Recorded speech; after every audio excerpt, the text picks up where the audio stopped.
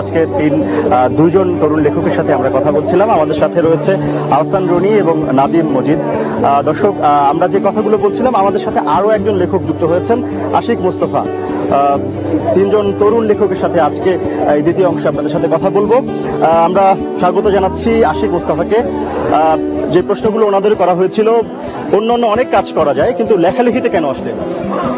লেখালেখি আসলে নিজের তাড়না থেকেই আসা, মানে মনের ভিতরের একটা ছিল যে লেখালেখি করব, কামনা, ওই থেকে লেখালেখিতে আসা। এবং একটা সময় শুরুতেই হচ্ছে সবাই অন্য 8-10 জনের মতোই হচ্ছে লেখালেখি করা। পরবর্তীতে দেখলাম যখন বই প্রকাশিত হলো, পত্রিকা দিয়ে একটা লেখা প্রকাশিত হলো, তখন মনে করলাম যে না, লেখালেখি করা উচিত। এরপর থেকেই লেখালেখিতে আসা আর কি। এমনিতে আপনিও পেশাগতভাবে সাংবাদিকতার সাথে যুক্ত রয়েছেন। যে প্রশ্নটা ওনাদেরও করেছিলাম, সাংবাদিকতার থেকে একটা দৃষ্টি দিয়ে আপনি দেখেন সমাজকে, রাষ্ট্রকে, আর একজন লেখক হিসেবেও দেখেন, একটা চোখ দিয়ে দেখেন, তো এই দুটি চোখের মধ্যে মানে কোনো সাংঘর্ষিক কোনো ব্যাপার ঘটে কিনা? সাংঘর্ষিক ব্যাপার ওই রকম দেখি না, বাট লেখালেখির যে জায়গাটা, সেটা হচ্ছে আমরা আসলে বাস্তবতা হচ্ছে লেখালেখির মধ্যে তুলে ধরার চেষ্টা করি, আর সেই সাথে ইমাজিনেশন তো থাকেই। এই সবগুলোর মিশ্রণেই হচ্ছে লেখালেখি। কিন্তু সাংঘর্ষিক বিষয় সব দিকে থাকবে, সেটাকে যতটা ইতিবাচক ভাবে নেওয়া যায় আর কি। একজন লেখকের কাজ আমি মনে করি সেটাই, ইতিবাচক ভাবে জিনিসটা মানুষের সামনে তুলে ধরা। আমি সেটাই করার চেষ্টা করবো। জি, আপনাকে ধন্যবাদ। আবার আমরা আহসান রনির কাছে প্রশ্ন করতে চাই, যে প্রকাশক এবং লেখকদের মধ্যে এমনিতেই একটা সাংঘর্ষিক জায়গা তৈরি হয়েছে আগে থেকে, আর তরুণ লেখকদের ক্ষেত্রে এটি আরো বেশি ব্যাপ্তি পেয়েছে। যে এবার অনেক বেশি অভিযোগ পাওয়া যায় যে তরুণ লেখকরা প্রকাশকদের নিজের টাকা দিয়ে তারপর বই প্রকাশ করতে যাচ্ছে। তো এই বিষয়গুলো আপনারা কিভাবে দেখেন, বা আপনাদের ক্ষেত্রে কি কি ঘটেছে? আমার ক্ষেত্রে যদি আমার এক্সপিরিয়েন্স যদি বলতে হয়, আমার বই দেখা বিজয় বের হয়েছে সাহস পাবলিকেশন থেকে, এবং আমি খেয়াল করেছি যে সাহস পাবলিকেশনের যতগুলো বইয়ের বেশিরভাগই তরুণদের বই। এবং আমার ক্ষেত্রে এটা খুব একটা সমস্যা ছিল না, কারণ আমি যেহেতু পত্রিকায় কাজ করেছি, ফলে প্রকাশকদের সাথে পরিচয় ছিল আগে থেকে, এবং তারাই আমাকে মূলত আগে থেকে বলে রেখেছিলেন যে যদি কখনো বই বের করেন তাহলে আমাদের সাথে যোগাযোগ করবেন। তো সেই ক্ষেত্রে এক্ষেত্রে সমস্যা হয় না। কিন্তু তরুণদের ক্ষেত্রে আমি এটা শুনেছি, কিন্তু আমার কাছে মনে হয় যে বইমেলায় যেহেতু 500-রও বেশি প্রকাশক, কেউ যদি ভালো লেখে এবং তার স্ক্রিপ্টটা যদি ভালো হয়, আমি মনে করি যে আসলে এই ধরনের সমস্যা তাকে ফেস করতে হবে না।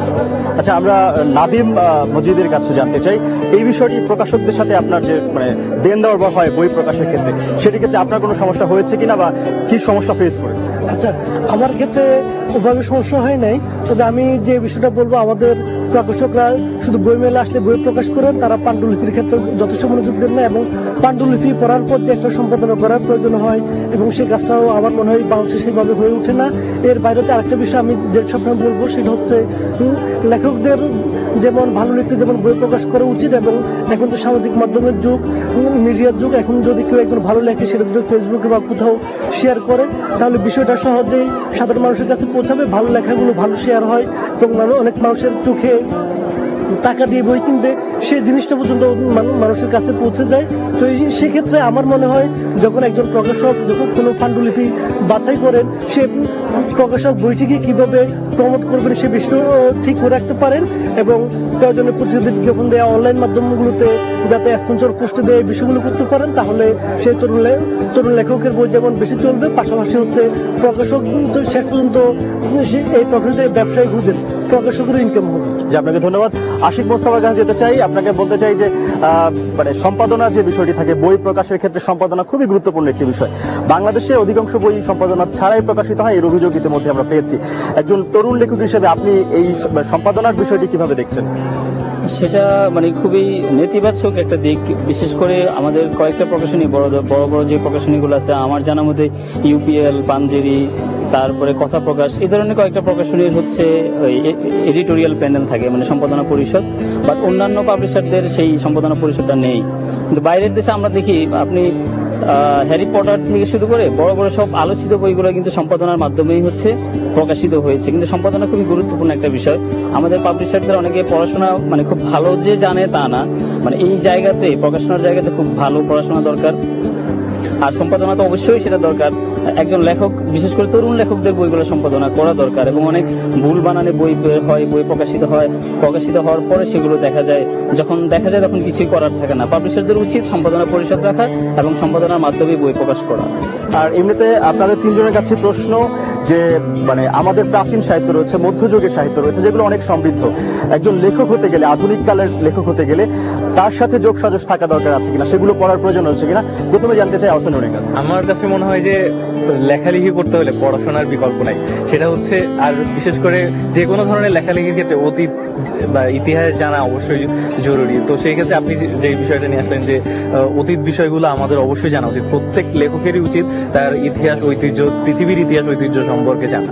আচ্ছা, এরপর আপনি একটু যদি সংক্ষেপে বলতে। আচ্ছা, তো এই বিষয়ে আমি বলবো অবশ্যই আমাদের অতীতকে জানতে হবে, এবং সবচেয়ে বড় বিষয়টা হচ্ছে অতীত থেকে জানবো, শৈশব থেকে বুঝবো, শিখবো, আর বর্তমানে যে ভাষাগুলো, বর্তমান যে লেখার ধরন, সে অনুসারে আমরা লিখবো, যাতে পাঠক বইটিকে সহজবোধ্য মনে করেন, সহজে এটি পরিচিত করেন। আচ্ছা, আশিক মুস্তাফা আপনি। অতীত আমাদের শিকড় ছাড়া যেমন গাছ হয় না, তেমন আমরা আমাদের অতীতের সাহিত্য ছাড়া সাহিত্য চর্চা করতে পারবো না। যারা সাহিত্য চর্চা করতে আসে তারা শুরুতেই অনেকেই দেখা যায় অতীতের যে সাহিত্য সেগুলো পড়ে না, কিন্তু বিশেষ করে তরুণরা এখন সেটা পড়তেছে, সেই অনুযায়ী সাহিত্য রচনা করতেছে, এবং পাশাপাশি বিশ্ব সাহিত্যটা আমাদের জানা দরকার। এবং আমি মনে করি তরুণরা বিশ্ব সাহিত্য সম্পর্কে অনেক অবগত, এবং বিশ্ব সাহিত্য এবং অতীত আমাদের সবকিছু মিলিয়ে তরুণরা নতুন সাহিত্য দিতে চাচ্ছে, এবং তরুণদের সে। আপনাকে ধন্যবাদ। দর্শক, প্রতিদিনকার অর্থাৎ পুরো মাস জুড়ে আমরা কুইজের আয়োজন করি সময় নিউজ এবং আদর্শ প্রকাশনী। আজকে শেষ দিনের মতো সেই কুইজের ফলাফলগুলো আমরা জানিয়ে দেওয়ার চেষ্টা করছি।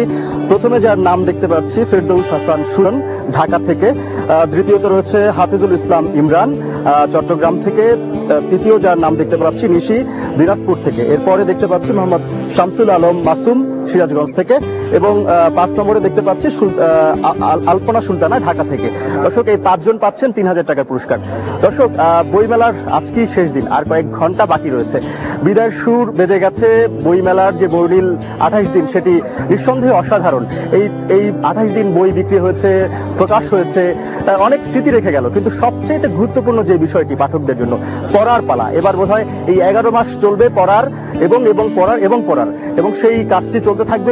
ভিতরে জাতি বিনির্মাণের এটি একটি গুরুত্বপূর্ণ ভূমিকা রাখবে। প্রতি বছর বইমেলা আসে, আমাদের সমৃদ্ধ করে দিয়ে যায়, আমাদের সৃজনে, আমাদের ভাবনায়, আমাদের চিন্তার জগৎকে আরো বেশি সমৃদ্ধ করে দিয়ে যায়।